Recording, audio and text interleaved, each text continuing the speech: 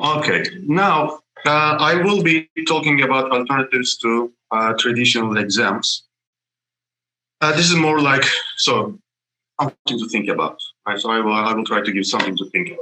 There is enough information on the internet about this. Right? I will not just list different things, and I won't just reiterate the same things that you can find just by searching alternative to traditional exams on Google. Right? I want this to be more like a discussion, more like a chat.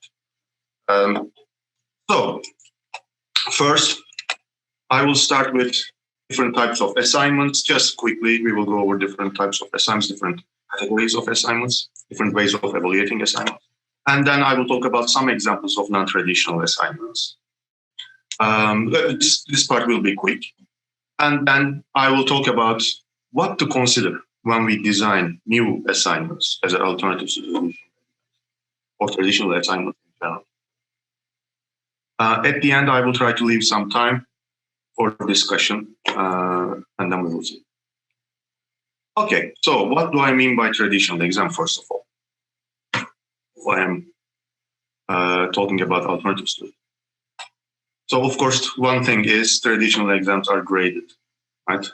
So there are other assessment techniques that are not graded, but we will be talking about things that are assignments that are graded.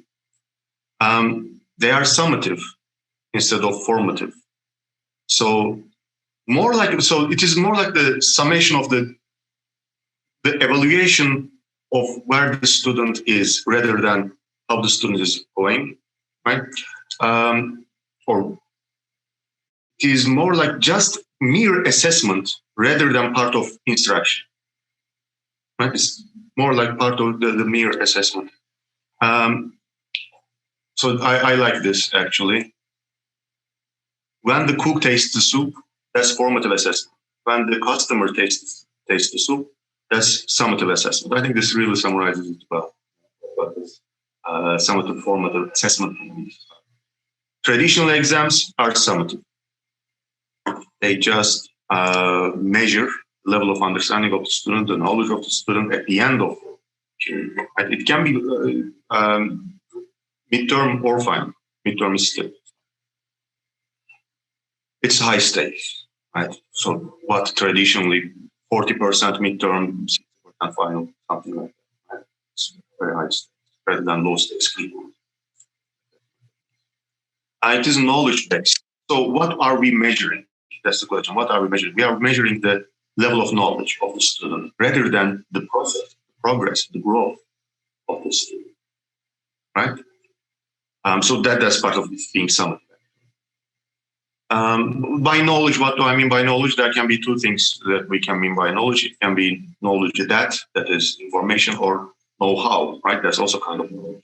I know how to do something, which is and traditional exams, they aim at measuring information, how much information is. And they are disposable assignments rather than renewable. So in the literature, people say disposable or renewable assignment. I'm not sure if renewable is a good term for it. I prefer meaningful. So, for example, one standard example of renewable assignment is writing Wikipedia entries. They stay there. Right? They are meaningful. Disposable assignments like traditional exams, the student completes the exam, submits the exam. The instructor or the assistant, whatever, grades the exam, and everyone forgets about it. So it's done. Right? So this is disposable. It doesn't mean anymore. It was just for the sake of grading. Once it's done, it's done. Renewable exams they stay there. They can be used. They make sense in the context in a general context, broader context. Okay, traditional exams are disposable. Okay, so what will I be talking about is alternative assignments, alternatives to these traditional exams. So, however, I will be talking about graded assignments. Right? I won't be talking about non-graded classroom assessment technique, right? CATs. I won't be talking about these because they are not really alternatives to graded traditional exams. I will be talking I will be focusing on formative assignments or assignments with formative assessment.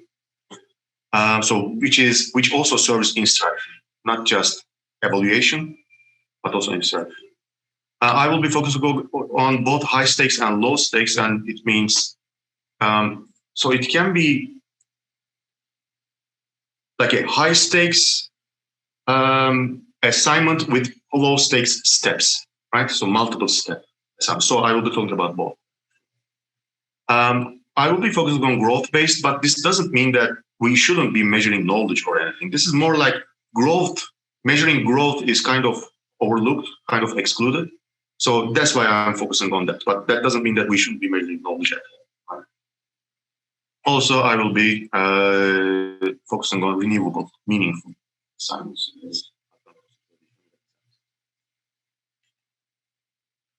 All right, so when we talk about formative assignments, formative assessment, the first thing I think that comes to mind is feedback, right? We give feedback for this, in order for this to work. And growth-based. So how do you measure growth? And how do you assess growth? How do you address issues in growth? So that's also, again, feedback, right? Feedback to students and how they respond. So I will say a couple of things about feedback before we move on. First of all, it is different from advice or evaluation, right? So we are not giving advice. Feedback is not the same thing as advice. So you can say to the student, you should do this. You should write, you should use shorter sentences, for example, right? So that kind of advice. Or evaluation. Evaluation is like we give the grade, or we say it's bad, it's good. Feedback is more like this navigational aid. So here's where you are going. If you go this way, this is where you are heading. There are rocks here, right? You have been there and now you are sailing this direction. So that kind of, setting the map, giving information to the student about his or her own performance and where he is or she is going. Right? So it's informative feedback. The center is the student. So it's not just advice. So it is more about understanding of the student. So it's more about creating this student's understanding. But there are some issues, some concerns about feedback, right? In general. So, for example, we give feedback, but we are not sure whether the students really are, engaging with the feedback, whether the students really read the feedback. Actually, I am sometimes sure that they don't, right? So what can we do about it? So feedback, how can we make it more efficient, more effective? One is we can think about meta assignments. That is, we give feedback and then we have an assignment about the feedback that is. So maybe they write a short essay or something, or a paragraph or something like that, summarizing their reaction to the feedback that we have given. Based on the feedback, so what do they understand from the feedback? They just summarize the feedback they got from us. Also, how they are planning to respond to that feedback in the, for example, the final draft of their essay. If we are, then we can force the students to take the feedback seriously that they get. So meta assignments about the assignments plus our feedback. That can be one thing we can think of doing. Another is peer review. And peer review can be used as a form of feedback. It is feedback, not from us, but under our control still, right? So we give the details, we give the instructions for it. Because another issue with feedback is it takes a lot of time right? It takes a lot of time. Peer review, that's good. Not too much work for, right? Students are doing the work, which is again a good thing. As Terry Doyle says, whoever does the job, does the learning. So they will be doing the reviewing process. It should be, the peer review should be very actually well structured with very clear instructions. It's a good idea to, for example, if they will be revising, they will be reviewing their first draft essays. It's a good idea to have one class hour at least, allocate one class hour to talk about what is a good essay and what is not a good essay, so that they can be prepared. It can be in small groups. They can be just in small groups reading each other's outline or first draft or whatever we are talking about, project, proposal, whatever, right? And they can discuss these things. There are different ways of doing this. One thing is sometimes students say, why should I listen to this person, which is another student, right? So the student doesn't know, the teacher knows, so the teacher should give the feedback, not the other students. But the thing is, if we emphasize that the students can give feedback to each other by not knowing. So so when they read each other, let's say, for example, the first draft, they will not understand some parts. By not understanding, they will be actually helping the other student, the author, realizing that some parts of the essay is not clear enough, for example, by not understanding. So they can actually give feedback, not based on their expertise. But the essay, I'm talking about essays right now, but the essays, the papers they write, they are supposed to be understood by a non-expert too, right? If we understand their essay just because we are the instructor, that is not good. It should be understood by anyone, intelligent enough. And they should be able to understand. And students can help each other with this, right? Clarifying. And if we first point out common mistakes, like lack of signposting, for example, things like that, if we talk about it, if we show them the common mistakes, then they can actually detect those common mistakes in each other's essays.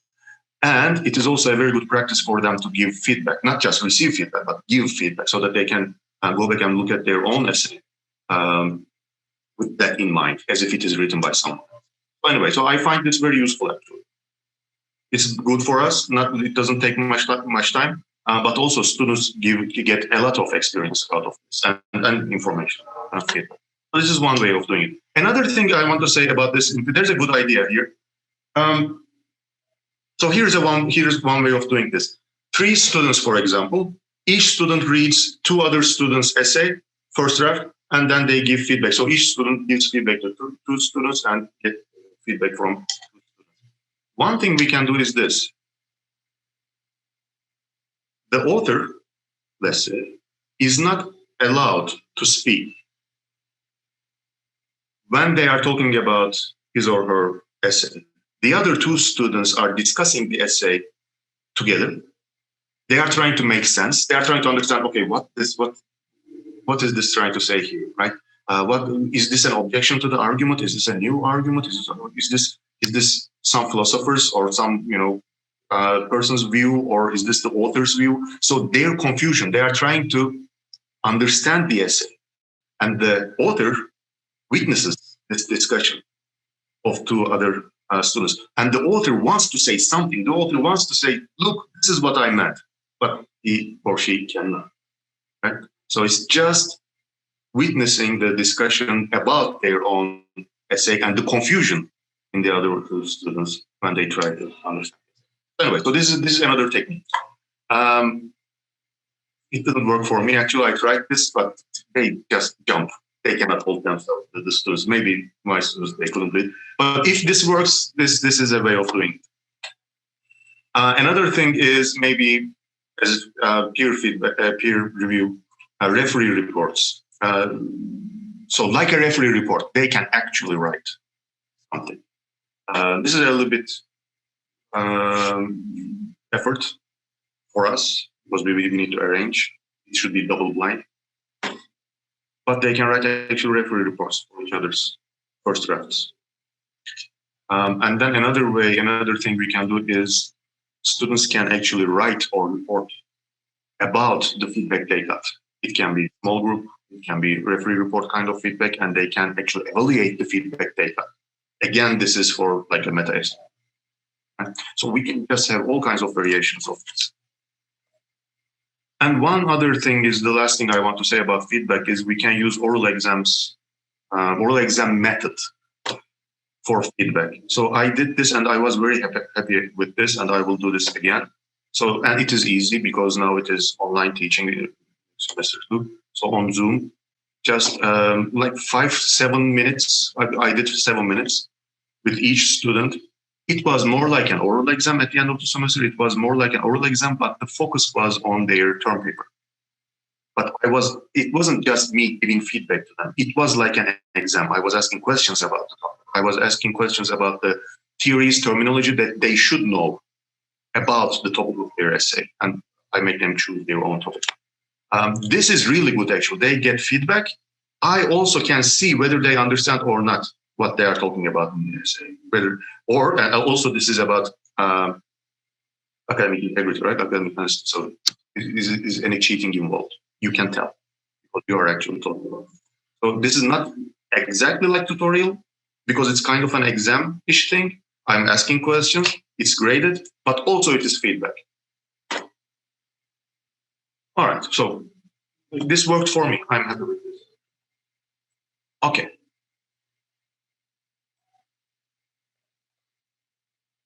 Now, what are the alternatives? Now, as I said, traditional exams are high stakes at the end, summative. Frequent low stakes assignments are the basic standard alternatives. Quizzes, self-evaluation. Self-evaluations are also very good. It's about metacognition, so asking students about how it's going, what they learned, what they didn't learn, what they learned, for example, so far that they can use in their daily life, that kind of thing. Or quizzes, more traditional quizzes, like multiple choice maybe. Now there are some concerns about this kind of quizzes, whether they can really, address all the learning outcomes. Actually, I think we can go really high in Bloom's taxonomy. I suppose everyone is familiar with Bloom's taxonomy. If not, you can just Google it. So you can actually get really high. Not creating maybe, but I'm talking about multiple choice questions. Not creating, but you can get really high, like evaluating in the multiple choice. There are lots of resources online. You can just search them. So I will not spend time on this right now because it's a potential issue. But there are ways actually construct good multiple choice. One good thing, so there are lots of good things actually about this frequent low stakes quizzes, but one thing is you can review the quiz in next class. That's a very good thing, reviewing it. Going over it with the students, it really helps students remember about everything. It doesn't have to be any multiple choice questions. They don't have to be just one answer, right? It can be multiple response, and then it makes things exponentially more complicated actually. Because they give one answer, one choice, but then maybe there is another, or maybe there is not. So they don't know. So that really complicates things a lot. It can be multiple. So it doesn't have to be just one answer.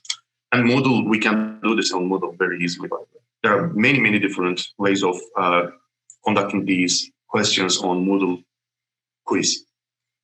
There are many options. Justification of the answer, we can ask about this for this too. So for each question, or maybe some key questions. Yes, there are multiple choice questions, and then explain your answer. Why did you choose this answer? So we can make it more engaging.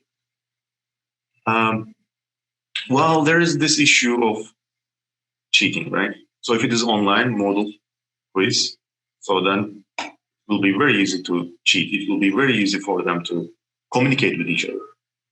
So one way of avoiding this kind of cheating is making it not cheating. So it's just part of the process, online collaboration. One way of doing it is using maybe Moodle chat and forum for a quiz. So imagine this, you have a quiz, you give 1-2 hours, whatever, right? And then you have a chat or forum on Moodle allocated for this quiz, and they can freely discuss the questions there. Now, I had a concern about this. My concern was, what if everyone just follows one student, right? Best student in the class, and the student says, this is the correct answer, and then everyone says, yes, you're right. Or they don't even say you are right. Yes, that's the answer, and they are. That doesn't happen, actually, as far as I can see, this previous semester, as far as I can see. They really discussed. I didn't use Moodle chat forum, but they used WhatsApp. But they really discuss, and my students, because of their self-evaluations and my end of semester oral exam, I asked some questions about the progress too. The feedback I got from the students is that they learned a lot in their discussion about the quiz questions.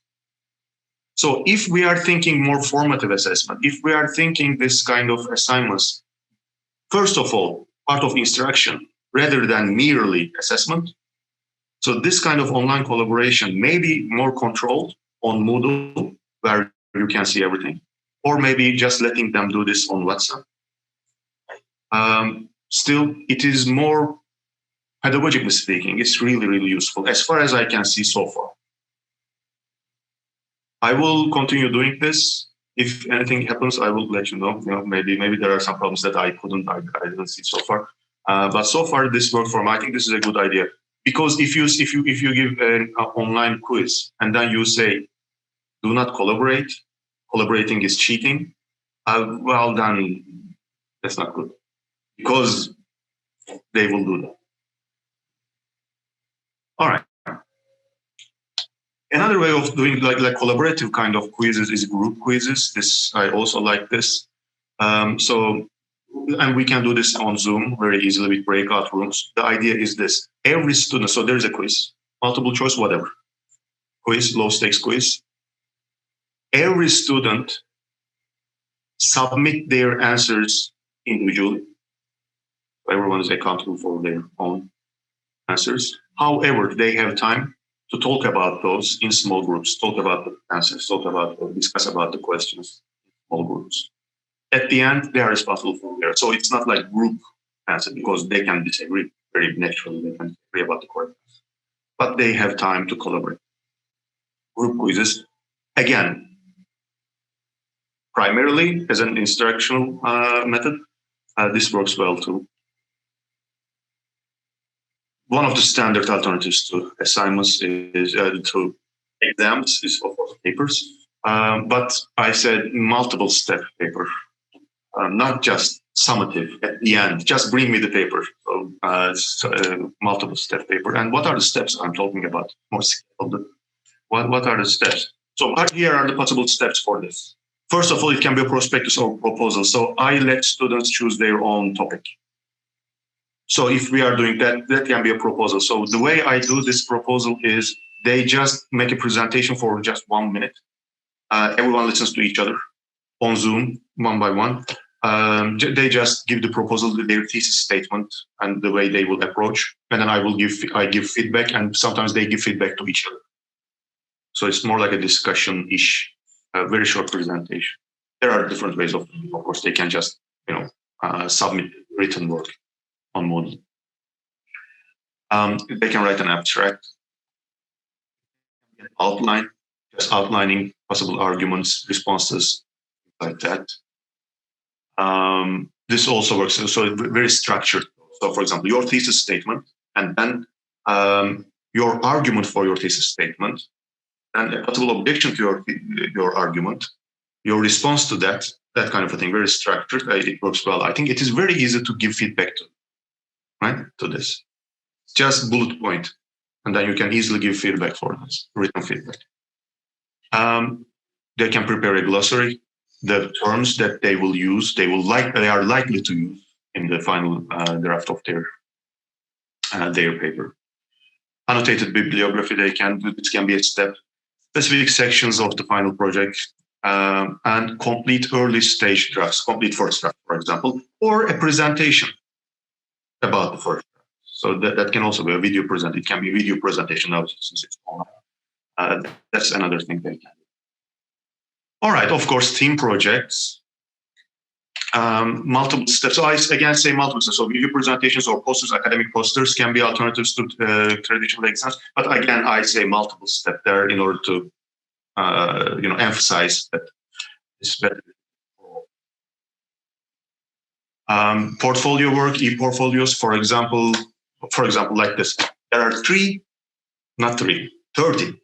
low stakes assignments throughout the semester, and at the end of the semester, the students submit 20 of them. For example, they choose and submit 20 of those assignments, like portfolio or e-portfolio. There are all kinds of different assignments there. And you can say this type of assignment is too from this type of assignment, at least 3 from this type of assignment. You can just have all kinds of stuff. Another thing students can do is designing as an assignment, designing assignments and quizzes. This also I'm very happy with to some extent. Actually, okay. So the question design, I did quiz questions, multiple choice. Each student, for example, designed 2 questions. And I said, if it is good, it might appear in the actual quiz. That's an incentive to do it. So the question, they prepare the question, the correct answer. And if you want explanation of the answer, why that's the correct answer. Plus, I think that part is really important. Why is this a good question? Why should I ask your question in the quiz? Explain to me what this is addressing, what this is measuring, what common misunderstanding, for example, this addresses. That kind of thing. So that also helps. They need to know a lot actually in order to do this. So assignment design, question design, it can be group work, it can be individual. This really, again, goes very high up in Bloom's taxonomy. They need to understand not just the topic, but also possible common misunderstandings about the topic. How can one misunderstand? And it's also about metacognition. They look at themselves if they had any misunderstandings when they first encountered this topic, right? Their misconceptions, their preconceptions. They need to all, think about those things. So this actually is really good if they do it well, if they really take it seriously. Okay. Now, what is this? So this is in coaching, in mentoring, there is this notion of SMART goals. SMART stands for specific. The goal should be specific. It should be measurable. It should be attainable, which is you should identify your resources for it. How will you attain it? It should be relevant. It should be meaningful. It should be important and time bound.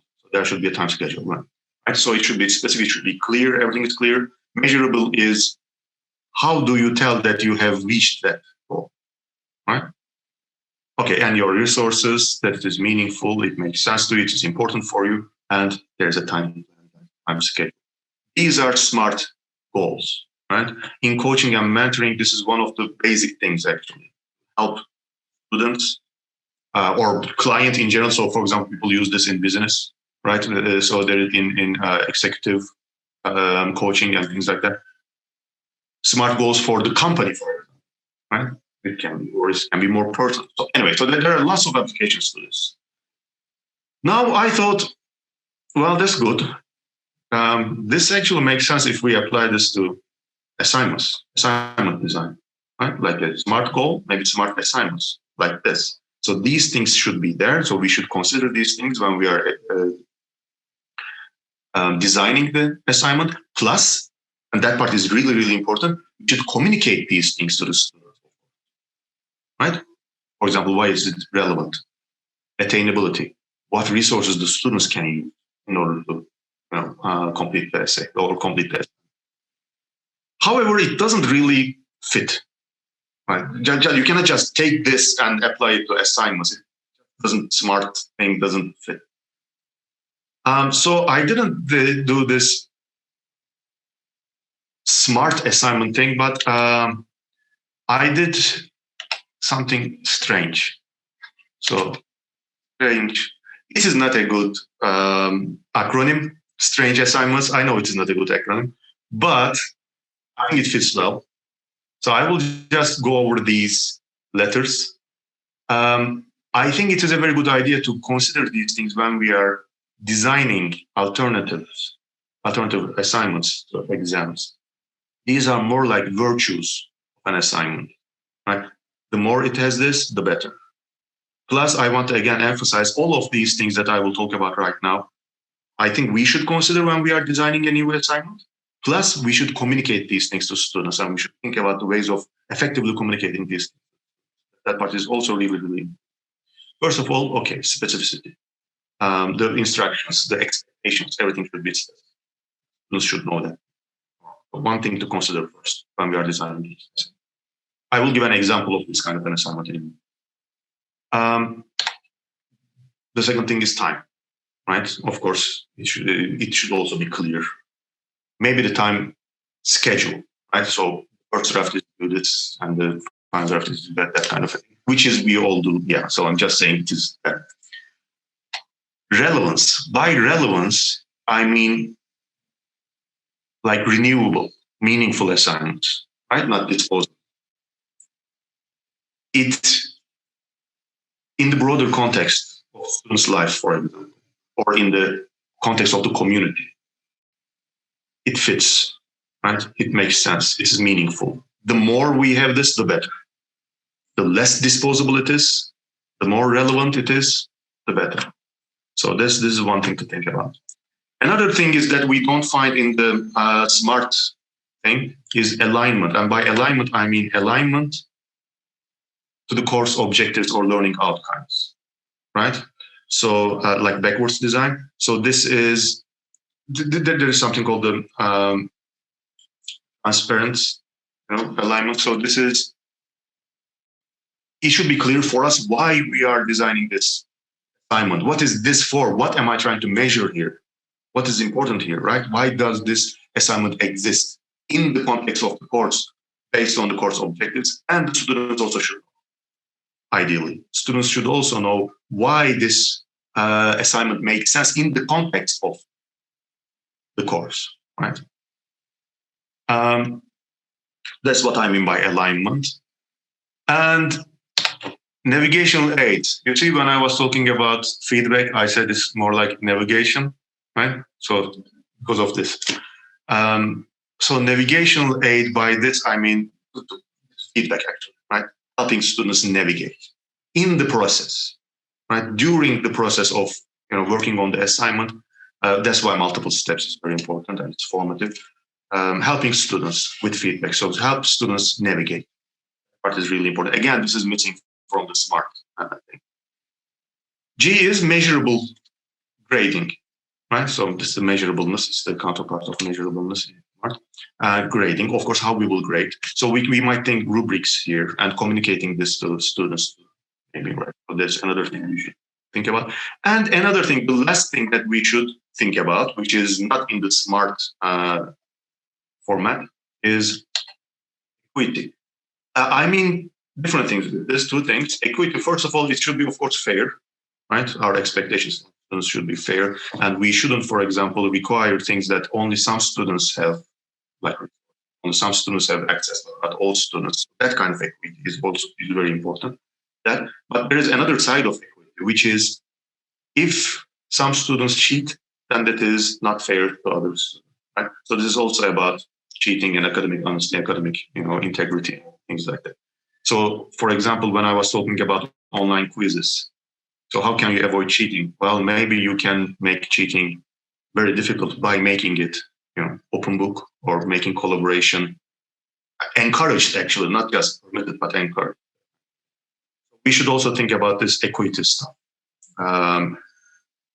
both in terms of being fair to students and also making sure that no one is treating unfairly by other students cheating.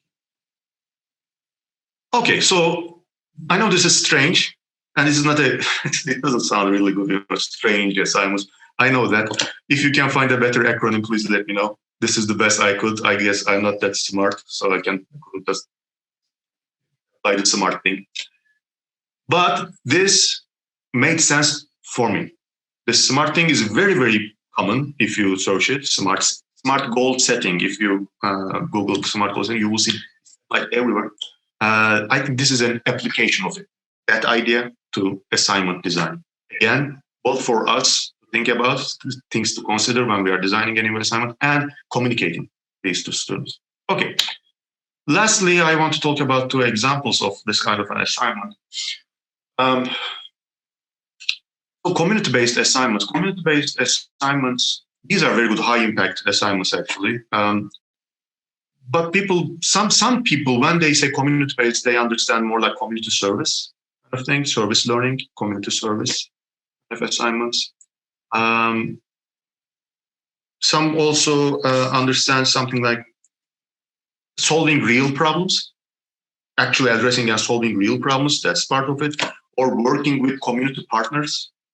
I have something broader in mind. It's just extending the assignment and stepping outside of the walls of the classroom or the confines of the Zoom meeting, official Zoom meeting of the class. So it's just stepping into the community. It doesn't have to be necessarily solving real life problems. Of course, that would be ideal actually, but it doesn't have to. Okay, so one example of this, which I have done, which I will be doing next semester too, is interview. So this worked for me. I'm teaching philosophy. This worked for me. So here's how it is done. The students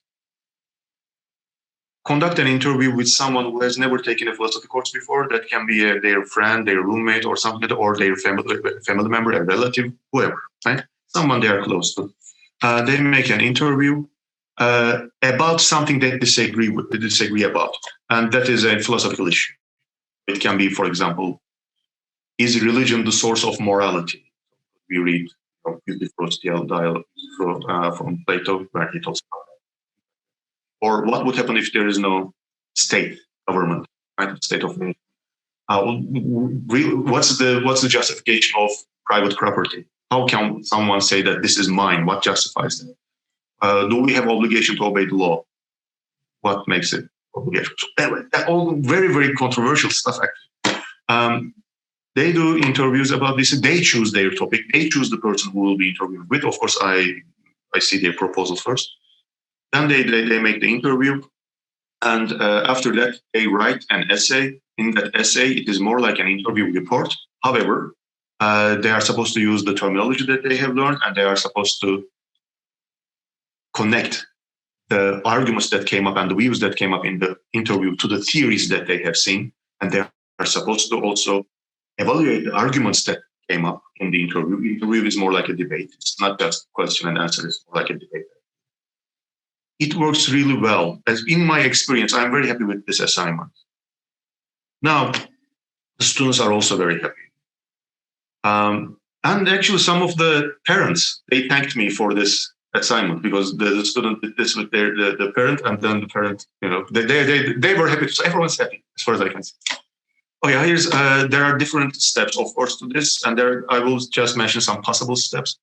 One is proposal. I do this, so they propose again in the classroom. They do this on Zoom. Everyone their topic, their position on that, and the person that they will be doing the interview with. So they ask for permission. This can be written to outline a possible step.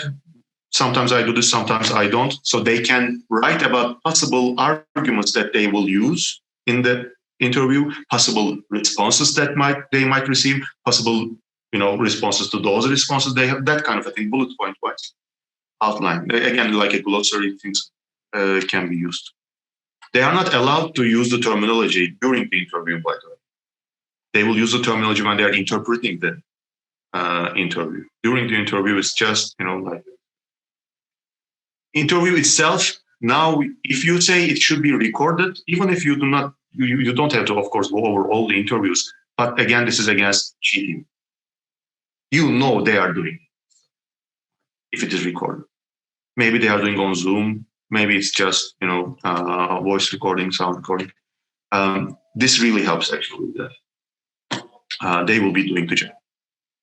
Interview is recorded, and then maybe about this, they can have a presentation or oral exam. So this oral exam, as I mentioned, so I do the oral exam, and the oral exam is more like feedback about their term project. So I do this and ask questions after the interview. I ask questions about the interview. This is optional. Of course, I'm just saying there are different things that we can do about this. So then they receive feedback from me before they write their final essay about it. And the interview report at the end. They write the interview report. And again, there are instructions on what to include, what not to include. So far, this worked well. And this is So I want to talk about another version of this. Maybe, so this interview I think is better for maybe humanities and social sciences. I think it works well. But what about STEM, right? So one thing I'm not sure about this because I'm not very familiar with STEM. But maybe this might work. So there's this other thing, community instruction. Like we know peer instruction, peer review, peer instruction. So this is not only the peer instruction, not just teaching each other, but this is teaching to someone else. So then this is very similar to community interview. But what they do is instead of interviewing someone, they are teaching someone. Teach, for example, kinetic energy, right? Or whatever, calculus. Yeah, why not? So teach calculus. So again, there can be different steps for this proposal. Outline, how are you planning to teach this thing? Well, I think a very nice thing about this is there can be also teaching materials as a student in groups or individually. They can prepare teaching materials, original teaching materials. I think this can really be very interesting for the students and very, that cultivates learning. Instruction, the actual teaching, it can be recorded. Again, the student must do it himself or herself. And then maybe assessment materials. The students can prepare. You remember I talked about assignment, design and question design. They can actually design assessment material for this. Multiple choice or question, whatever.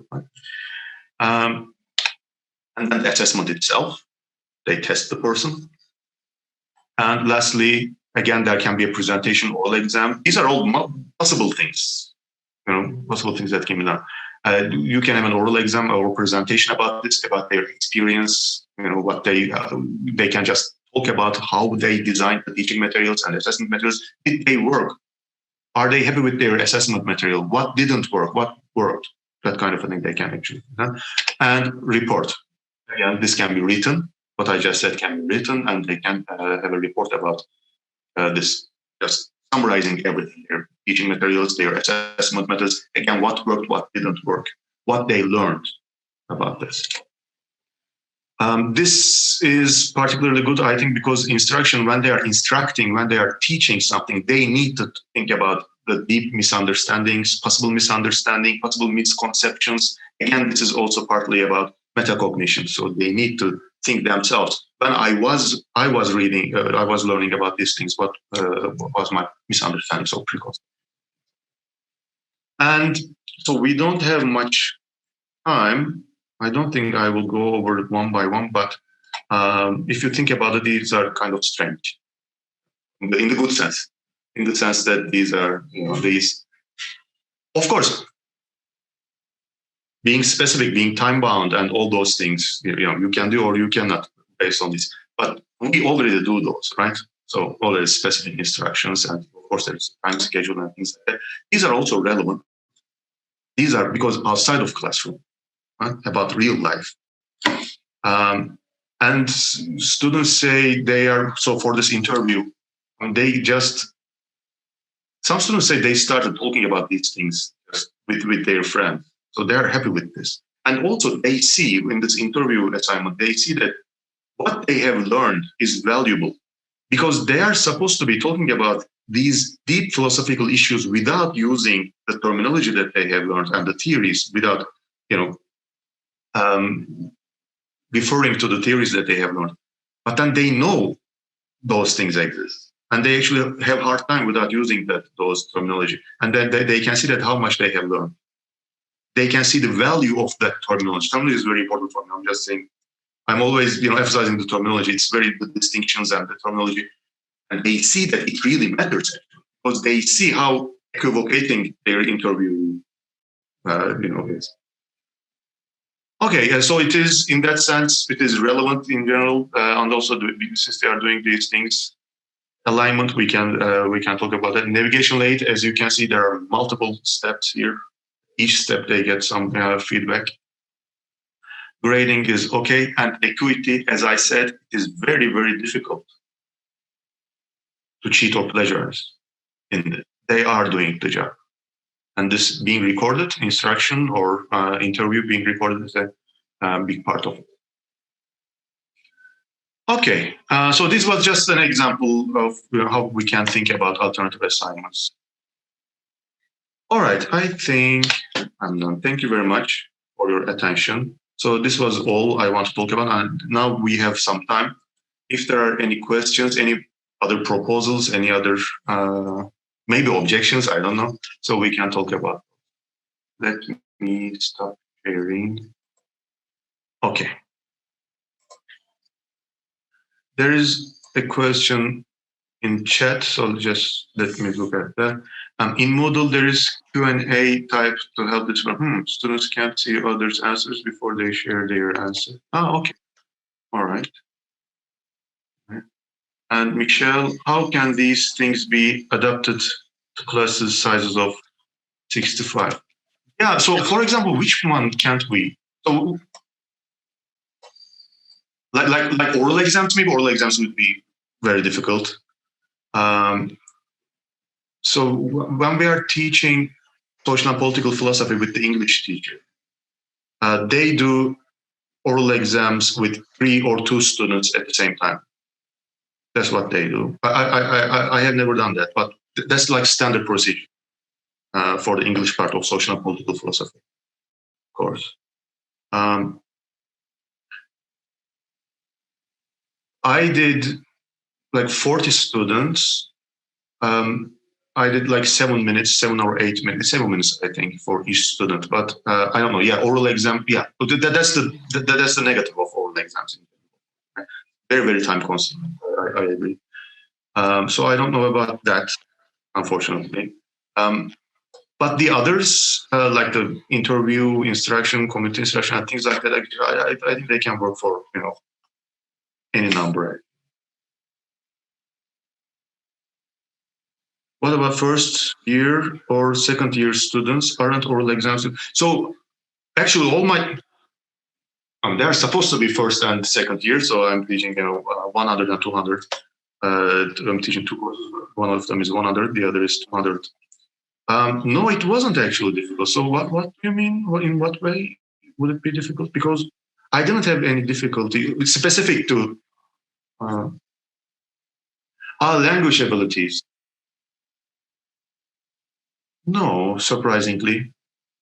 I mean, even the students who do not participate that much in class discussions, which I assumed because of their English level, they did fine in the oral exam.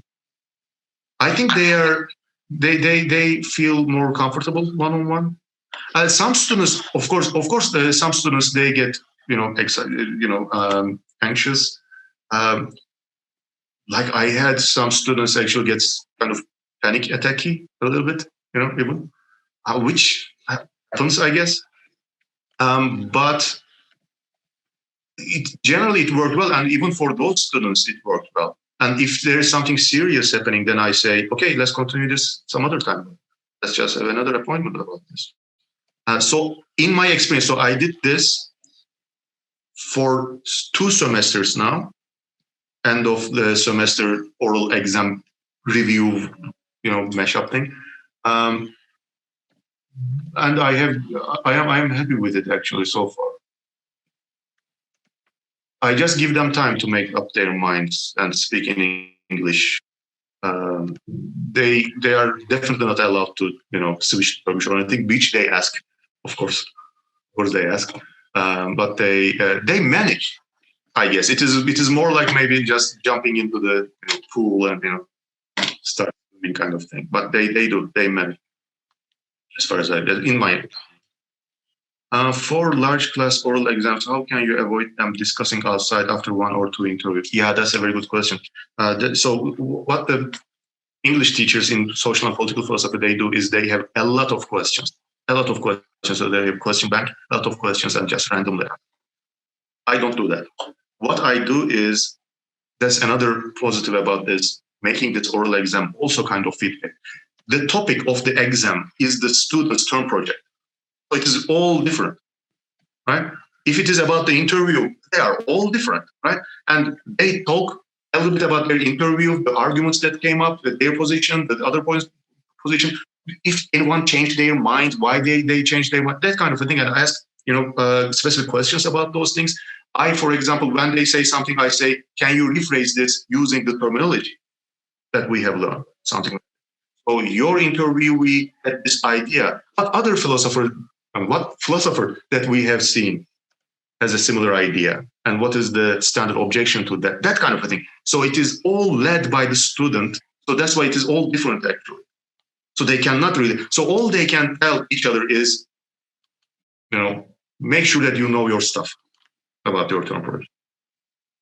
So in general, so it worked for me. So I totally understand this problem. If this wasn't about the specific term project that the student is doing, then yes, and they could just say, these are the questions the instructor. As I said, in the English part of the social political course that we are teaching in philosophy department, they have a lot of questions, and they choose from randomly. They choose. I focus on the specific term project, the term project of the student. It worked well so far. The general idea, but I give the general idea, by the way. So I say here's what will happen in the oral exam or end of semester interview, I call it sometimes. And I say, we will be focusing on your term project, and I will be asking this kind of questions, so they know everything. That also helps with anxiety, because the more, the less they know, the more anxiety they have. So I am trying to be very open about what to expect. So no surprises. It worked so far, but I totally understand. I totally see the point there. Yeah, oral exam is, I think, very good, but also very difficult to. I totally. So there was a direct message, so I will read it. How measurement can be achieved in multiple choice exams if two options are acceptable? Yeah. So in Moodle, you say something like this. So there are some options. You can say for each answer, let's say there are 5 options, right? 5 choices. And normally what you do is A, 0%, B, 0%, C, let's say if that's the correct answer, 100%. Then D and E, if you have E, 0%. What you can do is, 50%, 50%. 2 answers. If there are 2 answers, right? 50%, 50% you can. So if they give one correct answer but not the other, they will just get half point for it. You can do all kinds of different things, by the way. So you can have 40, 60 if you want. I don't know why would you do that, but if you want, you can do that. So there are options. So Moodle quiz, it has many options. Actually, there are different kinds of questions and different kinds of. Not only multiple choice, there are many different kinds of like matching and things like that, true, false, short essay, long essay, answer, all kinds of different. It's worth looking at, actually. All right. I think we should clearly state to students why shouldn't be expected along with what should be. Yes. Yeah, so that's part of specificity, right? That's part of specificity. So we should be specific about what shouldn't be expected. So what they shouldn't be expecting, right? From the yeah. So yes, I agree. So I tell students, for example, this is also about anxiety. I will not ask random questions about the details of details of every reading that we had in the oral exam, for example. So they know that it will be about their term project, for example. Yes, I agree. That's why rubrics can also be helpful, sharing the rubric with the students. Okay, there is a question from Simon. Again, it's a direct message you cannot see probably.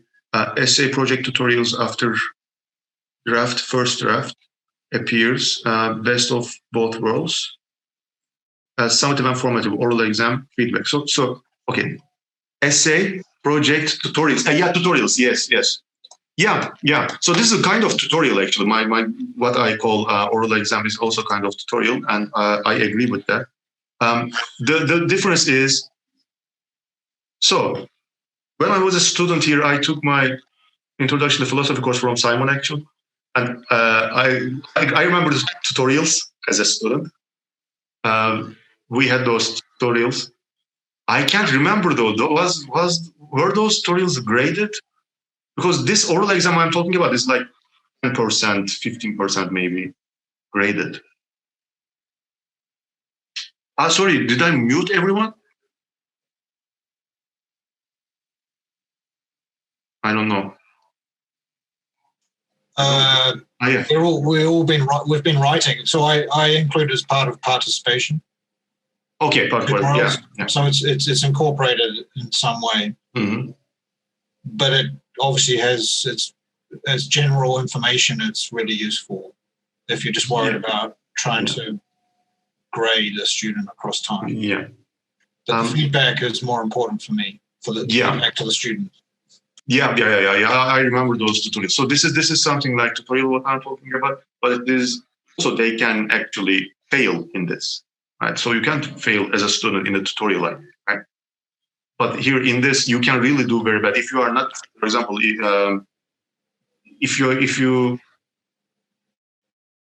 if there is something in our readings that is relevant to your essay, but you don't address it, right? And if I ask about it and you can't answer it, then actually you will lose points because this is oral exam actually. But the topic is the term paper.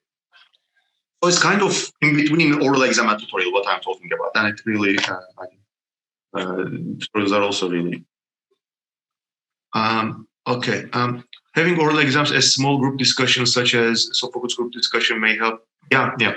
Instead of 6 minutes or for 5 students, having 20 minutes for a group of 5 can be even faster. I didn't try it, but the English teachers I have, we are working with in teaching political philosophy, a 6-credit course with English part and philosophy part. It's like there are 2 different courses, but the average is taken at the end of the semester. Anyway, they do that. Yeah, something. As far as I know, 2 or 3 students. They do this with 2 or 3 students, but yes, definitely that can be done. It can be a discussion among the students, and you can grade based on their discussion. So you see their discussion, they are discussing with each other, and then you can grade the discussion, their performance in the discussion. Yeah, that can be another way of doing this oral exam-ish thing with large groups. Okay. Yeah. Any other questions? I think we are out of time, but are there any last questions or comments or objections?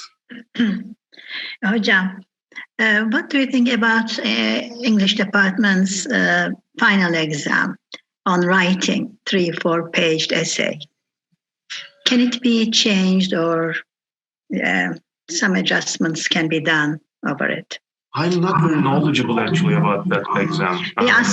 We give students on the exam day at the moment that they start a text.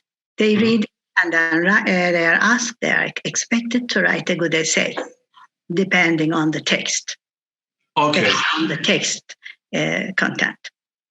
Yeah, so I am. It becomes quite difficult to upload all these 3-4 page essays and then to read all these papers.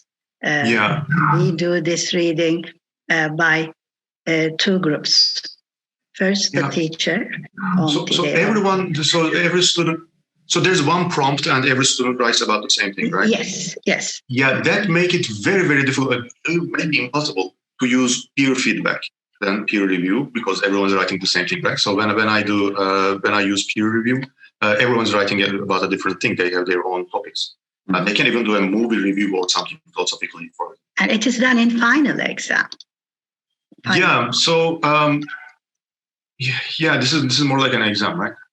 So I don't know actually. Are we talking about the social political?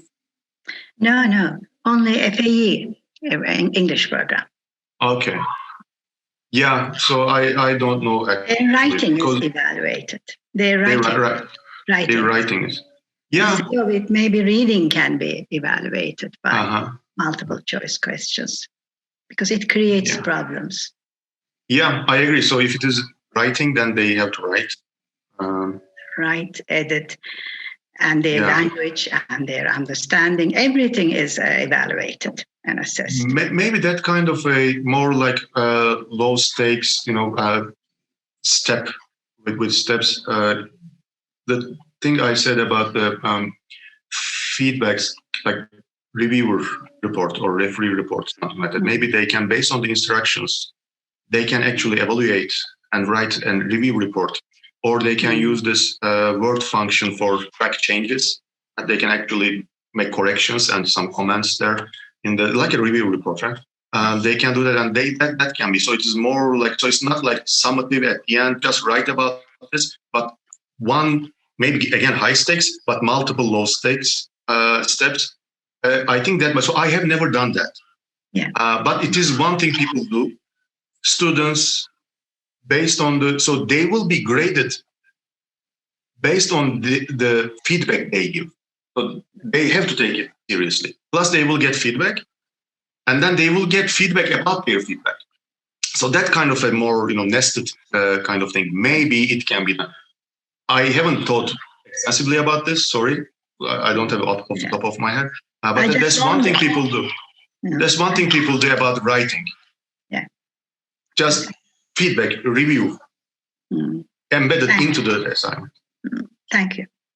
Thank you. Okay. So, reshuffling the questions, reshuffling groups. Okay. We are out of time. I think we should finish now. I don't want to, hold everyone. Thank you very much for your attention. Thank you. I hope I was able to say something that's worth thinking about. Thank you. Thank you.